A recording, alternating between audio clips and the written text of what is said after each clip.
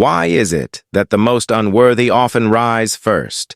The ones who lie without flinching, smile without meaning it, and step on others without looking down, they seem to shoot upward while better people remain in the shadows. You've seen it. A cruel manager promoted, a loud fraud celebrated, a shallow soul adored. It feels wrong, it feels backwards, and yet it keeps happening. Friedrich Nietzsche wasn't shocked by this.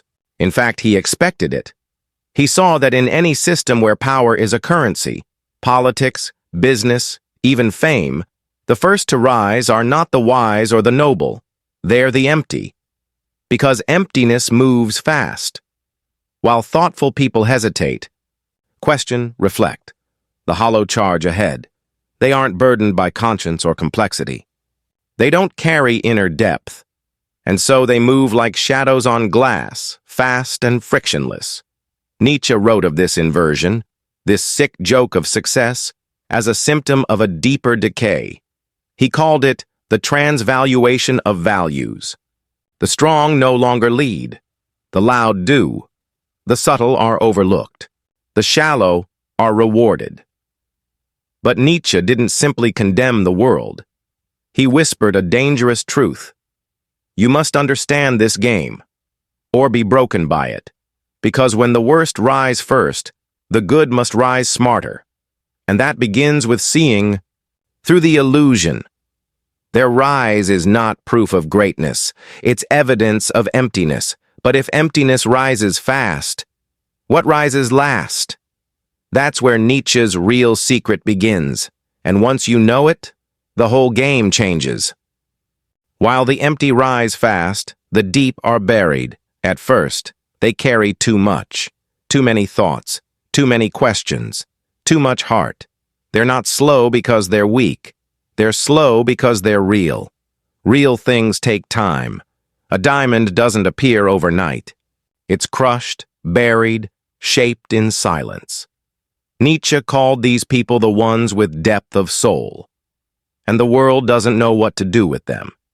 They speak softly, so they're ignored. They move carefully, so they're called hesitant. They don't chase fame, so they're overlooked. But inside, a storm is building. You see, Nietzsche believed that the truest power is not the power to rise fast.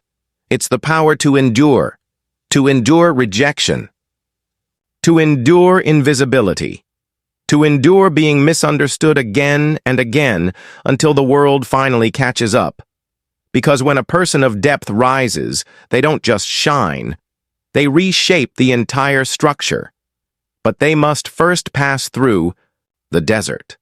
That long stretch of nothingness where no one sees them, no one applauds, and the path seems to vanish. It is here the hollow would break. But the deep? They forge something else. Strength with roots. While the shallow chase approval, the strong build presence. While the hollow rise like fire, burning fast, dying faster, the deep rise like mountains, unmoving, unshakable, eternal. So if you're still buried, don't despair. You're not behind. You're just becoming real. And the moment will come when depth. The worst rise first, but they also fall first, not always in public. Sometimes they rot in luxury, but always, without fail, they decay from within. Nietzsche saw it like a stage play. At first, the performers wear the brightest masks. Confidence, charm, power. But the mask never lasts, and when it cracks, the truth bleeds through, because you cannot fake strength forever. You can manipulate, you can dominate, you can rise through fear or illusion, but if there's no inner substance, the collapse is inevitable. He called it nihilism of the successful, a state where a person achieves everything and finds nothing, because they built it all on sand. Applause, control, image, none of it feeds the soul, and once they taste that emptiness, the downward spiral begins. That's why you see so many powerful people slowly self-destruct. The scandals, the breakdowns, the quiet despair. Behind the scenes, they got everything, but built nothing inside, and that's the flaw Nietzsche exposed. Success, if it comes too soon, without inner grounding, becomes poison. But here's where it gets interesting. While the false begin to fall, those who endured the dark, those who waited, built, struggled, begin to rise, not because they chased success, but because they became worthy of it. The world turns, the hollow fade, and the real ones, the ones who suffered in silence, are finally seen. Not as stars, but as forces, unshakable, unbought, untouched by the winds that tore through the shallow. So if you've been rising slowly, painfully, keep going. The curtain always falls, and when it does, only the rooted remain. The show ends, but the truth doesn't, and Nietzsche's final revelation is what makes it all worth it. The world remembers those who last, not those who rushed. Nietzsche never worshipped success as the world defines it: money, power, applause.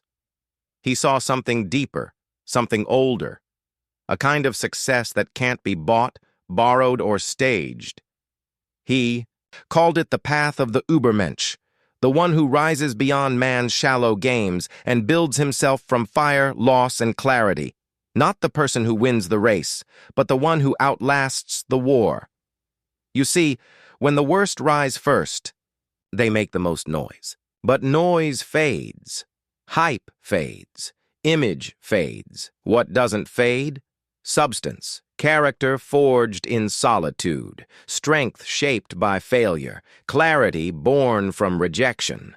These don't come quickly. They're earned in the places no one sees, in the hours.